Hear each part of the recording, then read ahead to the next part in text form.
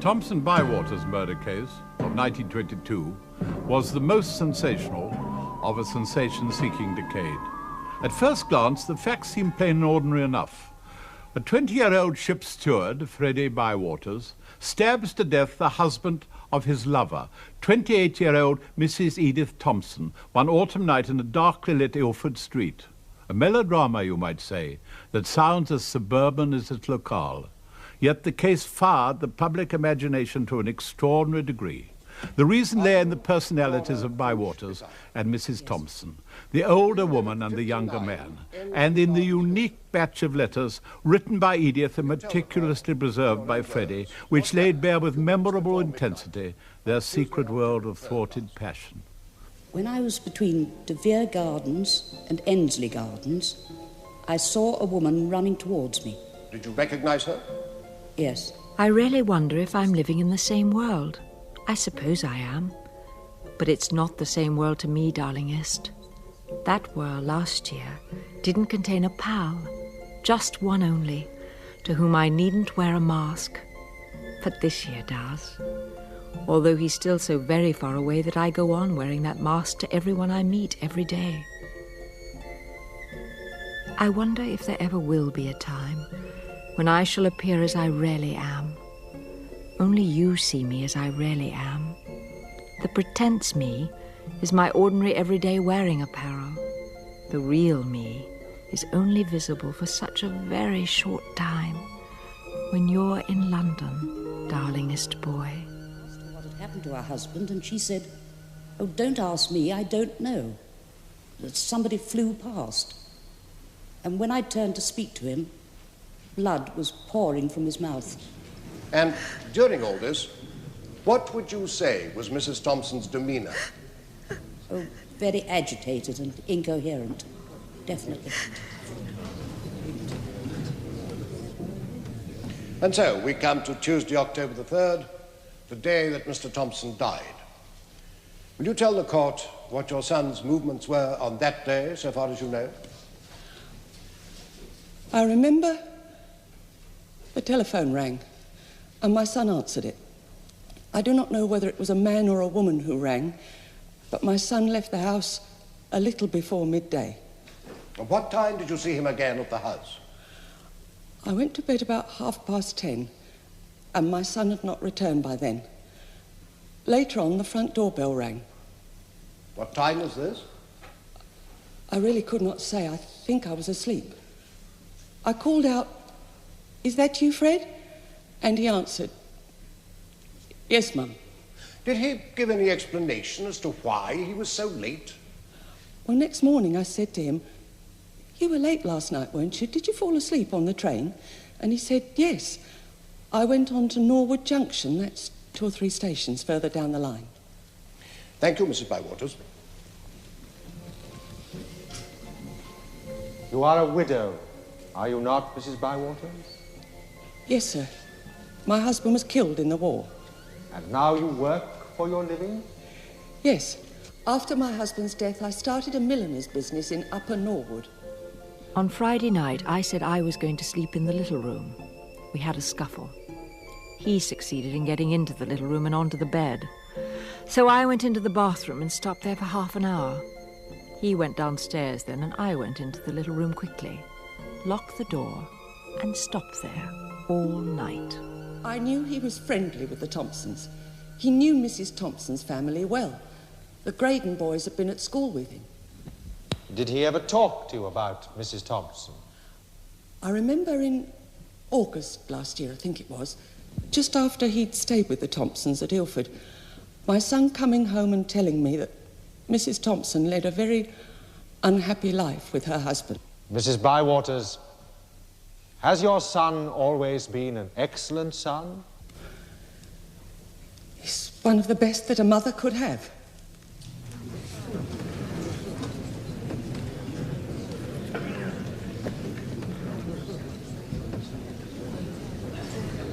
Mr. Graydon, you are Mrs. Thompson's father? Yes, sir. How well did you and your family know Bywaters? Very well. We'd known him for some considerable time, and he was a frequent visitor to our house.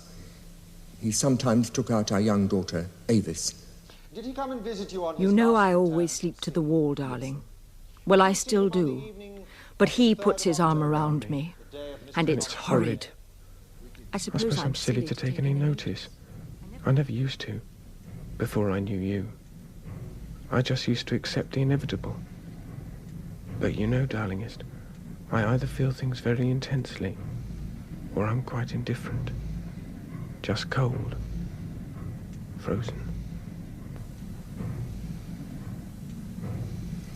He came round about 7 o'clock and stayed until 10 or thereabouts. Was Bywaters exactly the same on that evening as he'd been on any other evening? Quite the same. Nothing unusual about him? Nothing whatever. Thank you. Mr. Graydon, I would like you to look at exhibit number 24. Now, this is a letter from your daughter to Bywaters dated the 13th of June, 1922, and I would draw your attention to the following paragraph. I rang Avis yesterday, and she said that he, and I would remind the court that he refers to her husband, Mr. Thompson, he came down there in a rage and told Dad everything about all the rows we've had over you. Dad said it was a disgraceful thing that you should come between husband and wife, and I ought to be ashamed, darlingest. They don't understand, and never will, any of them. Now, is this account true? Did Thompson complain about his wife's conduct with Bywaters? Never, at any time. That is the purest imagination. As a matter of fact, I had no idea that my daughter and her husband were not on good terms. They always appeared to me to be quite happy and fond of each other. Thank you, Mr. Graydon. I don't understand you, boy. What measures? To prevent a baby, sir. Let me get this straight, Bywaters. Are you saying that Mrs. Thompson was engaged with your advice and assistance in taking measures to procure a miscarriage? Yes, sir. No, I'm afraid she made herself very ill. And this is what she refers to in the letters when she's talking about daring and risking. Yes, sir. Well, sometimes she means running away from her husband, and sometimes she means a suicide compact which we had made, which was never seriously intended. But sometimes she Darling means Miss procuring Joy, a miscarriage. You say, am I all right? Yes, sir. I don't know. It's what I think happened. Is there anything wrong? But I've never had any experience in such matters, and I never discussed them with members of my own sex, as so many girls do. Dangerous or not, I fought and fought with myself to make myself keep up, and I think I succeeded, darling. To be blunt, juries are not noticeably sympathetic to adulterers, still less to abortionists. But would it help Mrs. Thompson, sir? It's difficult to say, Bywaters. It certainly wouldn't help her reputation, I fear. Then we should not use it, sir. Mrs. Thompson is a fine, upstanding woman. That's as may be. You must think of your own defence, however. I can assure you that Sir Henry Curtis Bennett will take care of hers. I'm sorry, sir, but I cannot allow that my defence should cause further punishment for Mrs. Thompson. Calm yourself. They'll only drag her name through the mud with these details. Please, sir. Here's your sister, Thompson. Hello, Vissy. Hello, Edie.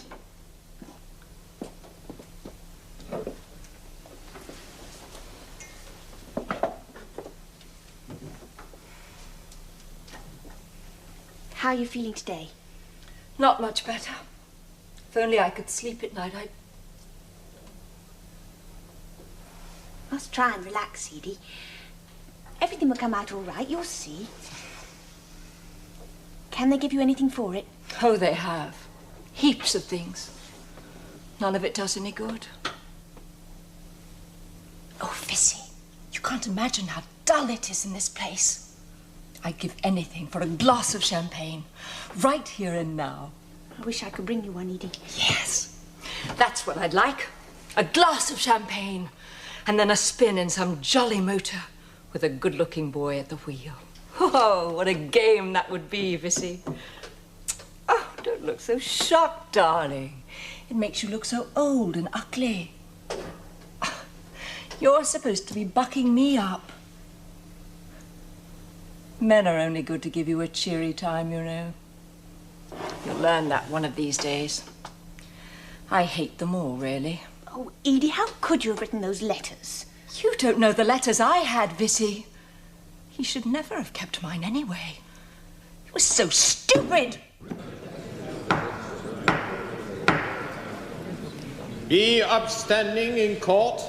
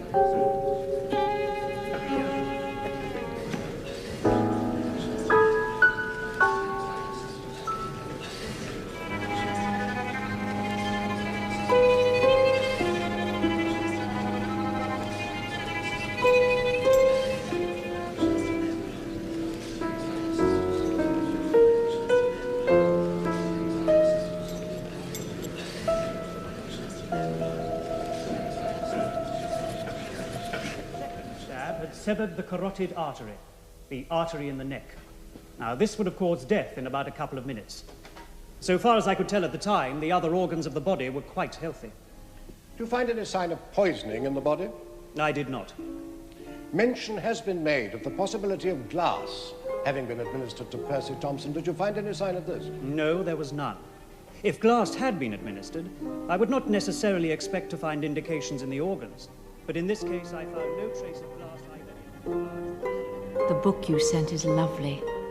I like Clary. She's so natural, so unworldly. Why aren't you an artist and I as she is?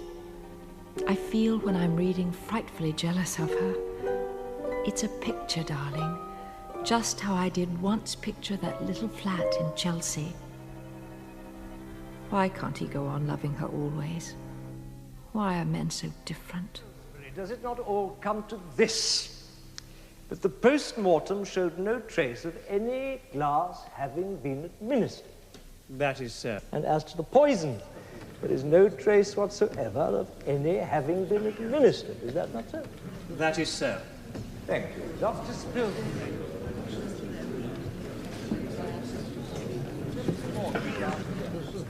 How did you come to leave? There was a quarrel on the 1st of August, the bank holiday, between Mr. Thompson and his wife over a very trivial matter. It was a pin that caused the trouble. What pin was this? Well, we were in the garden and Mrs. Thompson, who was sewing, said, "I want a pin." And I said, "I'll go and get you one." I went in and got the pin, and when I returned to the garden, they were arguing. We then went in for tea and the argument dropped. But Thompson came in and created further trouble, and there was a struggle, and he threw Mrs. Thompson across the room. I intervened. Had you been taking Mrs. Thompson out? No.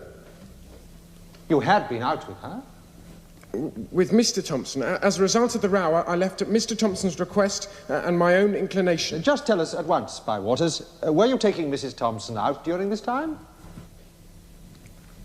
I was meeting her occasionally. And had you then fallen in love with her? Avis said she was upset because you'd gone for good. She said she could hardly realize it. She also said that he had said to her, "I thought he was keen on you, Avis. But now I can see it was a blind to cover his infatuation for Edie." Darling, it's not an infatuation, is it? Tell me it isn't. You and Mr. Thompson about a separation or a divorce? Yes. I asked him why he didn't come to an amicable agreement and get a separation or divorce. Yes, and what did he say to that? He hummed and hawed and said it wasn't any of my business. To Tuesday, the 3rd of October, the day of Percy Thompson's death. Tell me, Bywaters, had you a knife in your possession on that day? Yes. Why? I had bought a knife with a leather sheath in 1921. I always carried it in my overcoat pocket. I would take it with me when I went abroad. Now, when you left the Gradens' house that night, tell us, in your own way, what you were thinking and feeling. Well, having been with her family, naturally I was thinking of Mrs. Thompson. I was thinking how unhappy she was, and I wished that I could help her in some way. So you turned round from East Ham Station and started walking in the direction of Ilford? Yes. Well, I knew from our meeting with Mrs. Thompson earlier in the day that she and her husband had been to the theatre and would be together. He said that he began to think both of us would be happier if I were to see them, if we had a baby. I said no. 1,000 times no. And then he began to question me and plead with me. Oh, darling, it's all so hard to bear. Come home.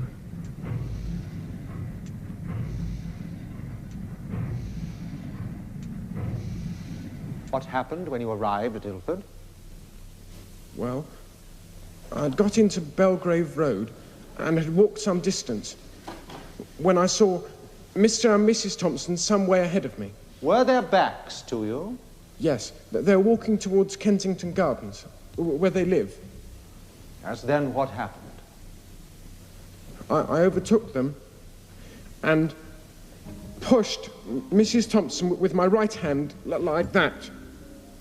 And with my left hand, I held Thompson and caught him by the back of his coat and pushed him along the street, swinging him round. Did you say anything during all this?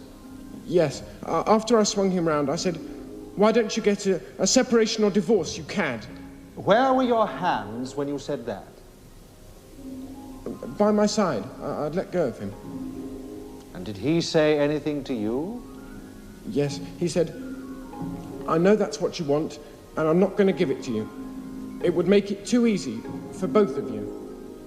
And I said, "You take a delight in making Edie's life a hell."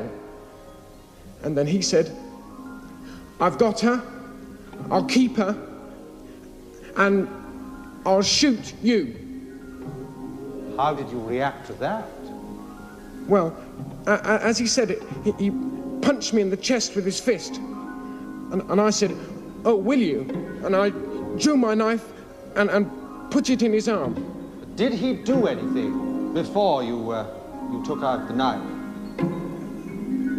He punched me with his left hand like that and said, "I'll shoot you," going at the same time like that with his right hand.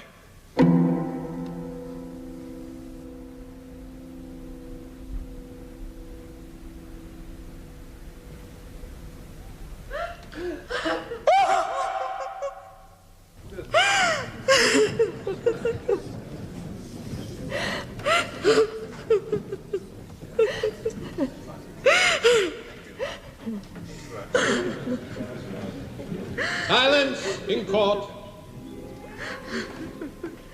Why did you draw your knife, Bywaters? Well, I believed he was going to kill me. I thought he had a revolver and would use it. After you had put the knife in his arm, was there a struggle? Yes. I still thought he was going to try and shoot me if he had an opportunity, and I tried to stop him. Ever since I've been back from holiday, I've had the most awful night's rest. One night, I dreamed that you'd married Avis because she found out how much was between us and threatened to tell everybody unless you married her. One night, I dreamt I'd been to the theatre with a man I knew, and I had told you about him, and you came home from sea unexpectedly, and when you found me, you just threw me over a very deep precipice. And I was killed.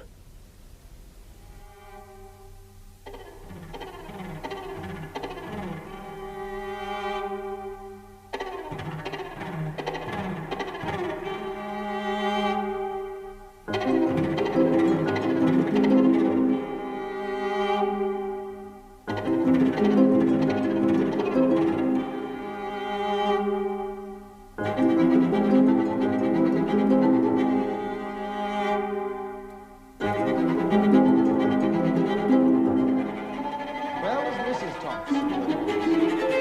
I did not see her. She might have been 10 miles away for all I saw of her. What happened after the struggle? I don't remember very definitely. I Letter think I dated just the ran 1st away. of May, Exhibit 19. And listen to this passage. You said it was enough for an elephant. Perhaps it was, but you don't allow for the taste, making only a small quantity to be taken. Do you remember that? Yes. What was it that you had said was enough for an elephant? The quinine I had given Mrs. Thompson. For what had you given her quinine? She had been wanting me to get her something to commit suicide. As she did not want to make my life as unhappy as hers. To satisfy her craving, I said I would get her something, and I gave her quinine.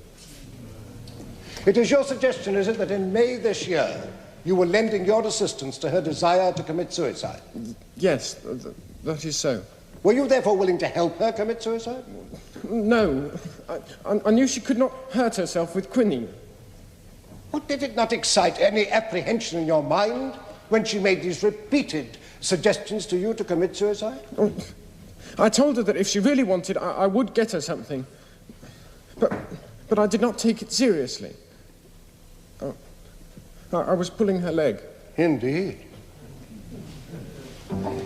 Look now at the letter dated June the 1st, Exhibit 17. He was telling his mother the circumstances of my Sunday morning escapade, and he puts great stress on the fact of the tea tasting bitter as if something had been put in it, he says. What did you understand by that passage? That she had taken the quinine and that it tasted bitter. Look at it again. He puts great stress on the fact of the tea tasting bitter as if something had been put in it, he says. To whom did it taste bitter? Mrs. Thompson. Do you seriously suggest that, Bywaters? I do. Do you suggest that was the understanding of this letter when you received it? I do. Now I think whatever else I try it in again will still taste bitter, he will recognize it and be more suspicious still. What did you understand Mr. Thompson to be suspicious of? That she was attempting to commit suicide. Did you understand her to mean that she would tell him that her tea tasted bitter and that she was about to commit suicide? Well, possibly she would. Is that your understanding of this passage? It is. Do you think it'll do? It's lovely. Tears, isn't it? So was the price. I'll bet. I couldn't afford it, but as soon as I saw it in the window, I knew I had to have it. Well, I went without lunch for a fortnight afterwards. I see you haven't touched your meal. I can't.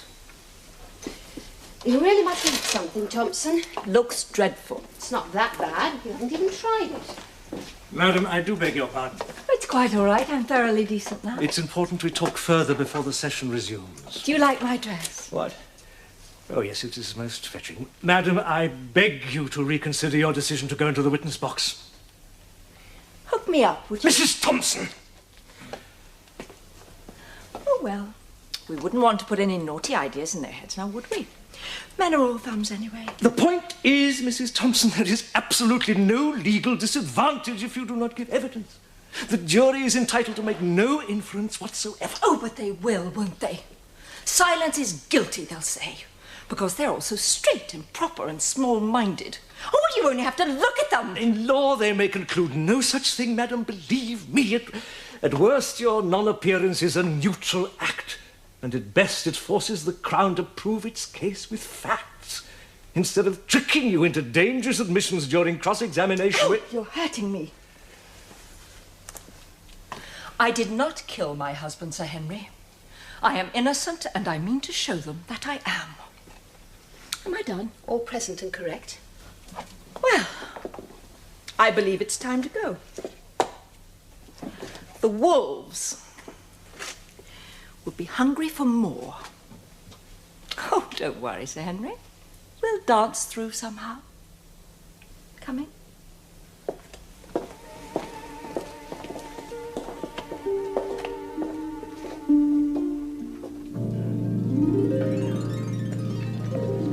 Pray be seated if you wish, madam. Thank you. Silence in court. Was your marriage a happy one, Mrs. Thompson? No, not particularly. Had you discussed the question of separation from your husband long before you met the prisoner, Bywater? Yes, very often. Did you at any time, from your marriage until the death of your husband, do anything to injure him physically? Never. Have you ever been in possession of poison? Not to my knowledge. Have you ever administered poison to your husband? No. Have you ever given him ground glass in his food in any form? Never. Thank you. Come now to the letters. Look at letter exhibit 27, if you would.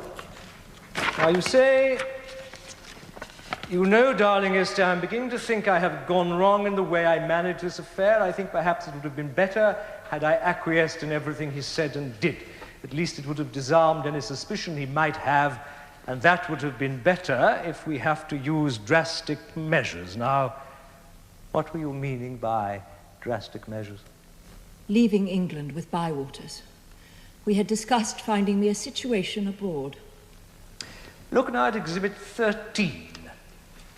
The letter of the 3rd of January 1922, where you say, immediately I have received a second letter, I have destroyed the first, and when I got the third, I destroyed the second and so on. No, that refers to a bronze Does that medal I refer? have.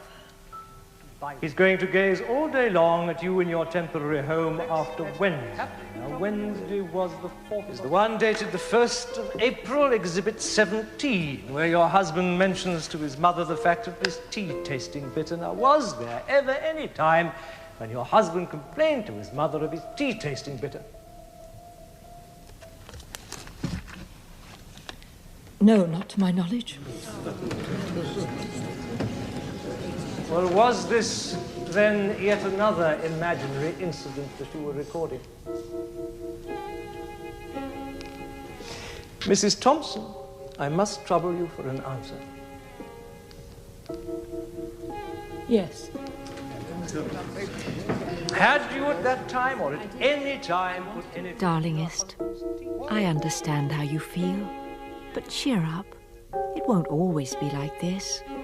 And all we get in future, darling, we'll appreciate the more, because we've had to climb so many stiles in our glorious adventure. I understand, darlingest boy. The one pal you've got understands everything. What was the something you wanted him to bring? I've no idea. Have you no idea? Except what he told me. What did he tell you? That he would bring me something. Did he not say what the something was? No, he did not say what the something was. What did he lead you to think it was? That it was something for me to give my husband. With a view to poisoning your husband? No, that wasn't the idea. That wasn't what I expected. Something to give your husband that would hurt him? To make him ill. I wanted him to think that I was eager to help him. You were urging Bywaters to say... Eager to do what? Eager to help him with anything he might suggest. That does not answer the question, you know. Did Bywaters then suggest giving this something to your husband? He did. Did you welcome the suggestion? I did not. Did you object to it? I was astonished by it. Did you object to it? Yes, I objected to it. And although you objected to it, you urged him to send it more quickly than he intended. And you are suggesting now that it was Bywaters who was suggesting that to you? Yes. And you did not do it? Never. That is all I have to ask, my lord. I will cross-examine her if you wish. No, No, thank you. I'd rather you let her alone if you don't mind. Very well. As you like.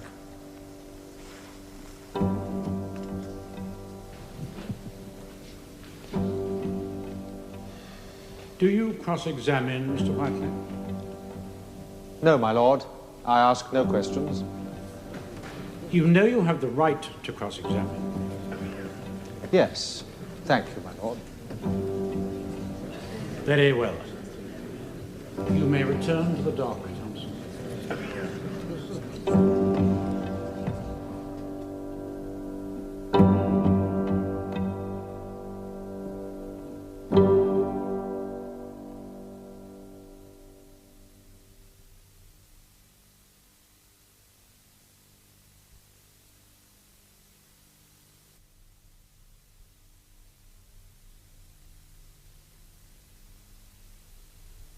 Just at the end of a letter, I shall have to allude to again, comes this.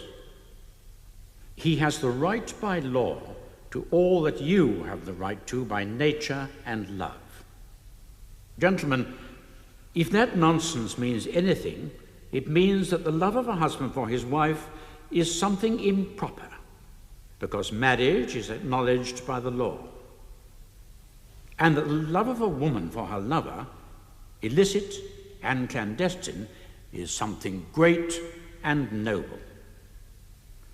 I'm certain that you, like any other right-minded persons, will be filled with disgust at such a notion. Let us get rid of all that atmosphere and try this case in an ordinary, common-sense way. Members of the jury, have you arrived at your verdict? We have. And do you find the prisoner, Frederick Edward Francis Bywaters, guilty or not guilty of the murder of Percy Thompson? Guilty, sir. And do you find the prisoner, Edith Jessie Thompson, guilty or not guilty of the murder of Percy Thompson? Guilty. You say they are severally guilty, and that is the verdict of you all? Yes, sir. Frederick Bywaters, Edith Thompson, you severally stand convicted of murder. Have you anything to say why the court should not give you judgment of death according to law?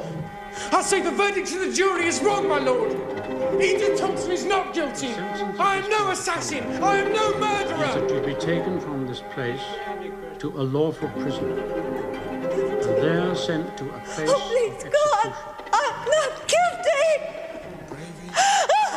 Please. Please, God! I'm not guilty! Be brave, Edie.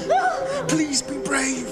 that you there be hanged by the neck until you be dead, and that your body be buried within the precincts of the prison in which you shall last. 2 people like us.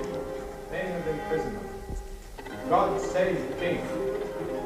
Frederick Edward Francis Bywaters, the sentence of this court upon you is that you be taken from this place to a lawful prison, and there sent to a place of execution.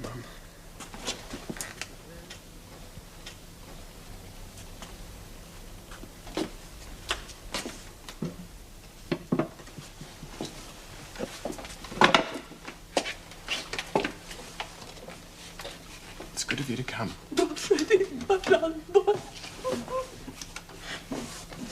Don't cry, Mum, please. Everything's going to be all right. I know, I'm sorry. But you look so different in those clothes.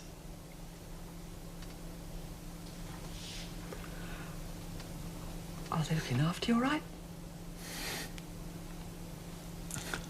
I couldn't ask for better treatment. What? I missed the papers, of course. I asked if I could see the Football League results, and they said they'd cut them out for me each week. It's not such a bad life, really. And it beats being away at sea. And there's still everything to hope for, you know, Mum. Oh, yes, Fred. All our spirits have been lifted by the enormous response to the petition. They say there'll be 1 million signatures by New Year. 1 million? Gosh. Well, I didn't know so many people knew me. That's bucked me up no end.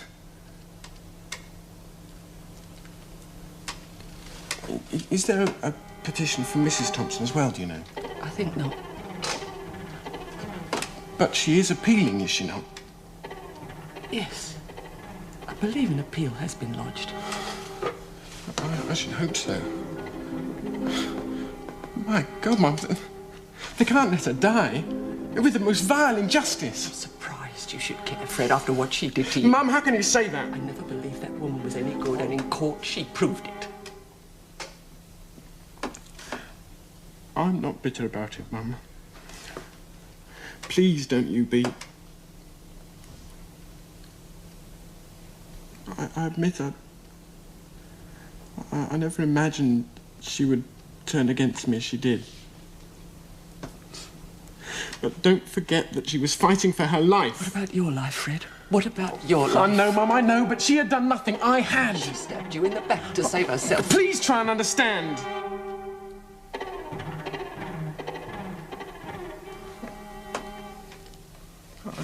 I know how you feel. But Mrs. Thompson has been condemned on my account. And we must do all we can to help her. That's the most important thing. Yes, dear. I am sorry. Don't be sorry. I must stick by what I've done and make the best of it. You always taught me that, Mum, do you remember? But please don't worry. I know I'll get off. I know I will. Glad you're sleeping better. I find a cigarette helps before going to bed. Still can't abide these clothes, of course. Oh. It's all right, she won't bite. Did you get the books I brought last time? Yes. Yes, I like the Eden Philpotts the best. But that woman was too good to be true, wasn't she? I mean, even a virtuous woman, once she knows a man wants her enough, would sin with him, wouldn't she? What have you done to your hands, Edie? Nothing. Nothing, they're just chapped. You've had no news, I suppose? Well, they say an early verdict is usually good news. I don't really mind as long as this terrible waiting ends. Dad is really awfully hopeful, Edie. Yes, I know. I try to be. But it's terrible to be in here for something you didn't do, Vissy. You can fight facts, but when it's just sheer prejudice, it's dreadful.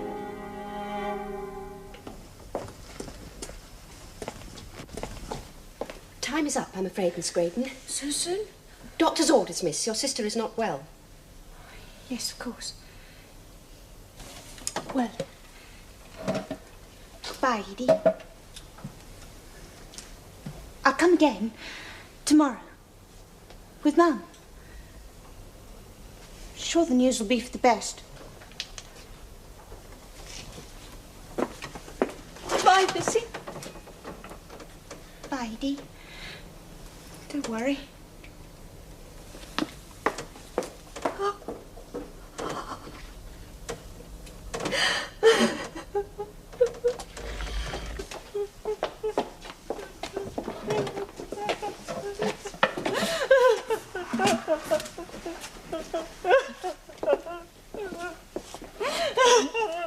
The governor is coming, Thompson. What? Is it the verdict? Oh, but it's come so quickly. I knew it. I knew it. I knew it. I knew they'd never hang an innocent woman. Those silly jurymen. Is it good news, Dr. Morton? Good afternoon, Mrs. Thompson. Please tell me! I'm very sorry, my dear. The court has dismissed your appeal. Mr. Bywater's too. Oh, God! No, God! No! I'm innocent! Come along, forget Oh, please! No! No! No! I'm innocent!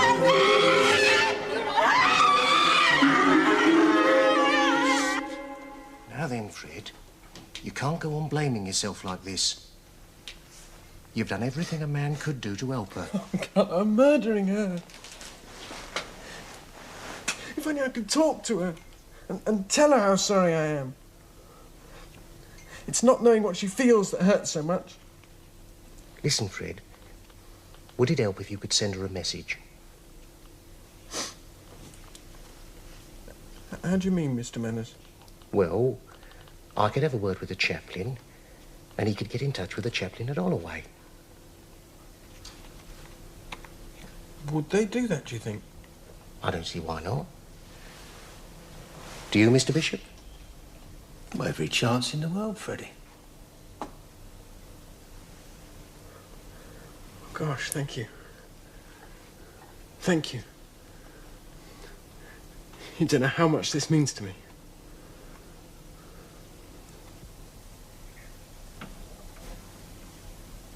Ethel, do you think I'd be allowed to write a letter to Mr. Bywaters without it being read by anyone? I'm sure they would let you write to him, Edith. But it would have to be vetted by the governor first.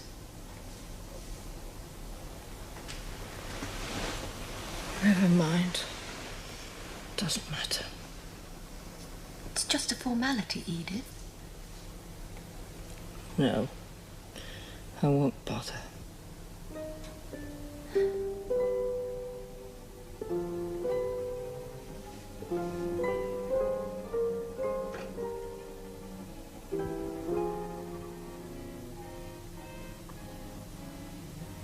I'm all right, Mum. And you mustn't worry. You've done everything possible for me. And now you must do everything you can to keep yourself cheerful. Yes, dear, I will. Don't you worry about me. I'm not afraid to die. I hope I shall go like a man.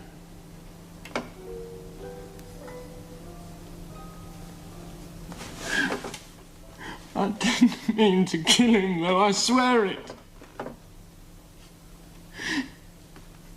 He treated her lower than a snake. And when I saw them together that night, laughing, and he had his hand around her waist, I just went blind. I didn't mean to kill him, though. No, Fred, I believe you. I just can't believe they're going to hang her as a criminal. I swear she knew nothing, Mum. She's innocent. Innocent, absolutely innocent. The murderers are those who've condemned her to death.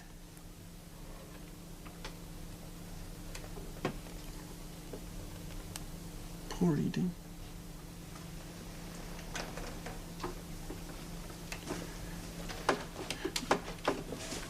Don't think badly of her, Mum.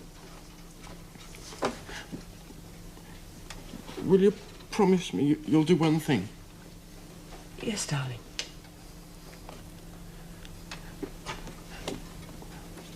Will you write to her? As if to your own daughter, your own very good daughter. Will you do that for me, Mum? Yes, all right, Fred. If you want me to, I will, dear. And don't believe all those evil things you've heard about her. You do believe she's innocent, don't you? Until now, I did not. But you've convinced me. I will do what little I can for her. Thanks, Mum. I knew I could rely on you. Time's up, man.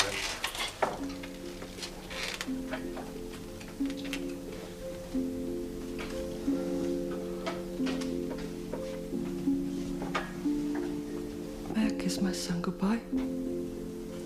Yes, ma'am.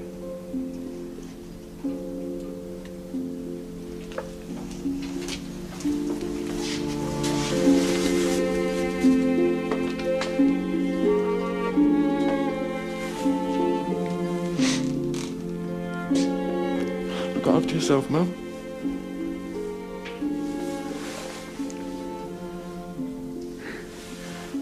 And don't worry about me. I've got bags of courage.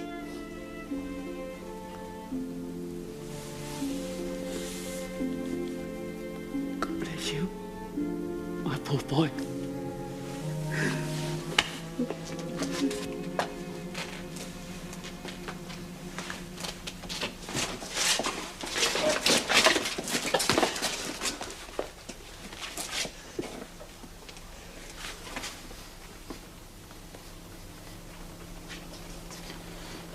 Keep smiling, Mum.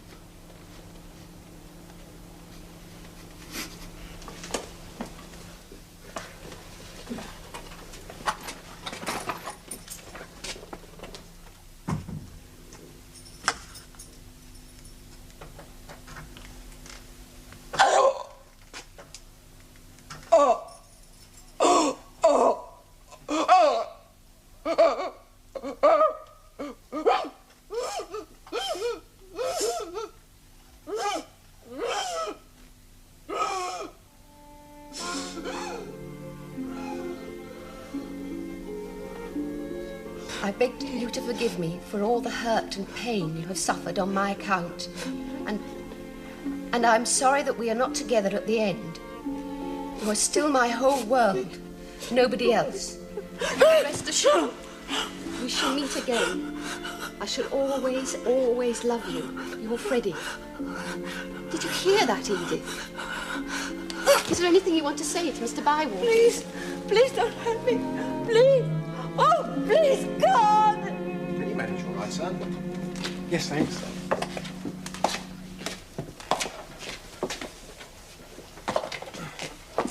Oh, thanks. I've put on a bit of weight since the appeal. There we are, sir. The smartest young devil that ever trod a quarter-deck. Fit and ready for action, Mr. Manners.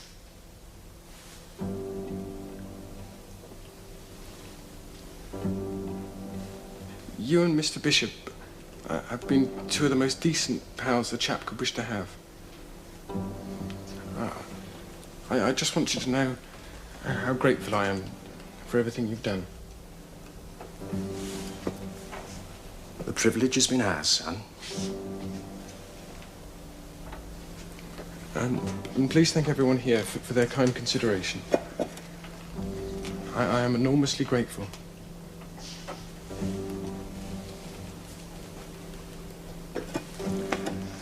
Don't worry, Freddie.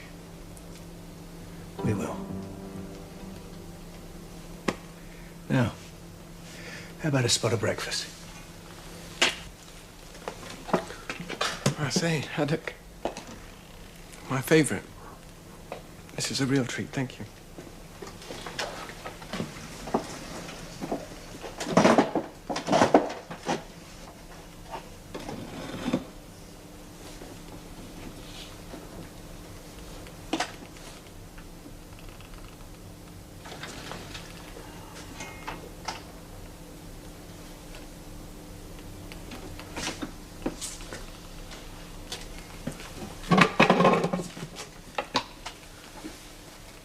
I've got some good news for you, Freddie. What's that, Mr. Manners? The chaplain's had word from Holloway. He thought it best if I tell you myself. What did she say? Tell me. Now then, son. It's only brief. Just a verbal message. She said she was greatly comforted by your words. She has never ceased to love you in this world, and now only waits to be reunited with you in the next. knew it. I knew it. Oh, Bidey.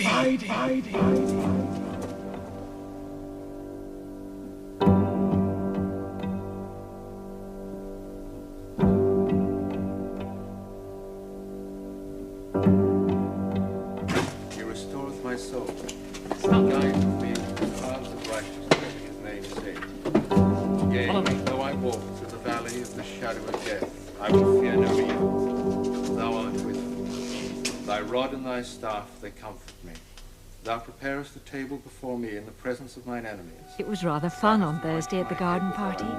They had swings and roundabouts and flip-flaps, coconut shies, Aunt Sally's hoopla and all that sort of thing. And I went in for them all and on them all. You know I always stick to the wall, darling. Well, I still do. But he puts his arm around me, and it's horrid. I suppose I'm silly to take any notice. I never used to. And that the love of a woman for her lover, illicit and clandestine, is something great and noble.